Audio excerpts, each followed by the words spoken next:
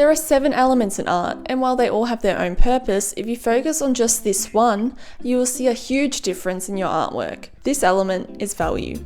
Why is value so important? It creates contrast and prevents things from looking flat.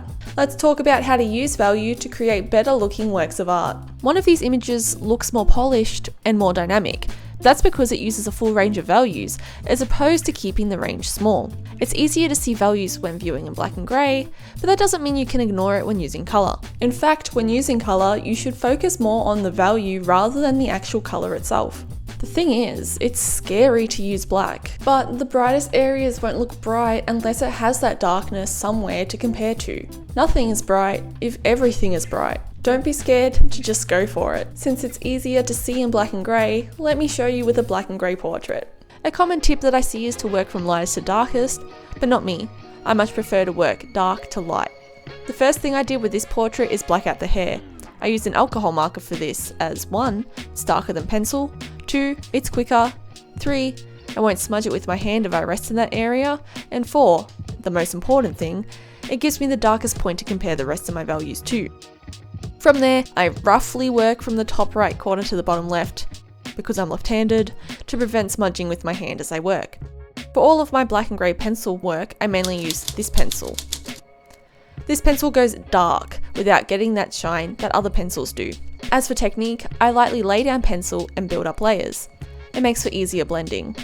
Since I can see how dark the hair is, I know how dark the deepest shadows in this area need to be.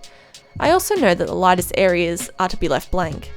As this is not the focal point of the portrait, as it's an ear, I use a 4B pencil to lightly brush over the entire area.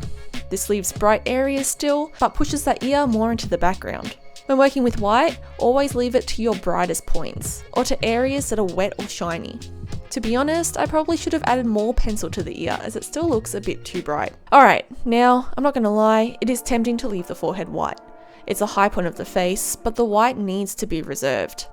Sometimes I am hesitant to go darker, and I feel as if I am going too dark when I start a piece.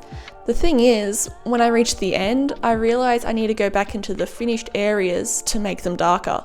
Which isn't really an issue since it is easier to darken up light areas rather than lighten up dark areas. So if you're unsure, go lighter, but don't forget to look at the overall piece as you work. So you may be wondering how to be more aware of value when working with colour. The easiest way to check as you go is to take a picture of your work and switch it to black and white. You can see the exact values and know if you need to add more contrast. Here, the colours are nice, but it just looks a bit meh, and you can see when I switch it, there isn't a large range of value. If I go back and add darker values, look at the difference. The actual colour used isn't as important as the value. If I pick random colours based purely on value, when I switch it back to colour, it should still look dynamic and interesting. Maybe I wouldn't use these colours if I had a choice, but because there is contrast between the values, it makes for a good image. Moving down to the eye. I use the pen for all of the finer black details, then start blocking in tones for the actual eye itself. Here is where I can really start to see the portrait coming together.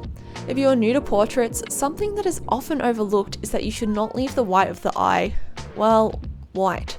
That goes for both black and grey and in colour. Firstly, the upper eyelid will cast a shadow. Secondly, it's not pure white in real life either. It will look strange seeing the eye so dark now, but that's because there is nothing around it to compare to yet. As I move on to the outside of the eye, I need to pay closer attention to my blending. When I am figuring out how to approach a piece, I keep 2 things in mind when it comes to the blending stage. Where do I have a hard edge for my tone, and where do I have a soft blended edge? Then if I want a blended edge, how long or short is that blended section? For creases like the eyelid, those shadows will be sharper, while blending out as it approaches the brow bone. So it's not only about which tone goes where in the drawing, it's also about how you transition between those different tones. This particular reference has a lot of darkness around the eye, and I am constantly jumping around to make sure I've gone dark enough. As I work, you can see how I use the edge of the pencil to cover large areas of paper smoothly. If I were to always use the very tip, the little individual lines would be visible. Not what I want for realism, but could be an interesting stylistic choice if you want to play around with it. I am often erasing areas too, sometimes on the edge of my shadow to help blend, and sometimes to line up areas if I need to. I use the eraser over a blending stump in areas where I want a short gradient and where the shading is blending into very light areas. I find the blending stumps do work in some areas, but they pick up and hold onto the pencil, so they can make areas darker when you don't mean to. After blocking in rough shadows for the rest of that side of the face, I move on to the other side. This side is super dark and will add a lot of contrast into the portrait. It will give it a more dynamic and dramatic look. I am slowly building up my darks, and I am still using different tones to imply details rather than completely blacking out the side of the face. Even though I am not using the full tonal range in this side, the contrast between the sides of the face is what makes it work. I lay down blocks of tone, then shade over the entire section to darken them together. This helps to blend them together as I build the shadow, but keeps the blocks separate from each other at the same time. I do a little bit of work on the chin to blend out from the shadow side before moving to the lips. In my reference, she was wearing some sort of lip liner or lipstick on the top lip that is quite dark. It quickly blends out into the rest of the lips. I am trying to replicate that look as I go, as well as trying to add all those little details. Her mouth is a little bit open, so you can see some teeth. Like the whites of the eyes, the teeth are not white. They are also in shadow from the upper lip, so I grey them out. There is a little bit of shine that occurs from moisture, so I do leave a little speck of white to show that. Time to finish up the light side of the face. This is the bit that probably takes me the longest, as I want the blends and tones to be just right. I find it harder to do that when it comes to light tones, which is probably why I leave it to last. There's a lot of back and forth between my pencil, blending stump, and eraser. As the face is looking more complete now, I can see where some tones need to be adjusted. I go back in and darken those areas. To finish up, I move to the bottom of the drawing. The neck should always be covered in pencil, as it is darker than the face. The head casts a shadow down onto the neck.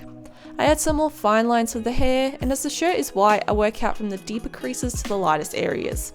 I move back into the face to tighten up areas where I think it needs it, and there we go.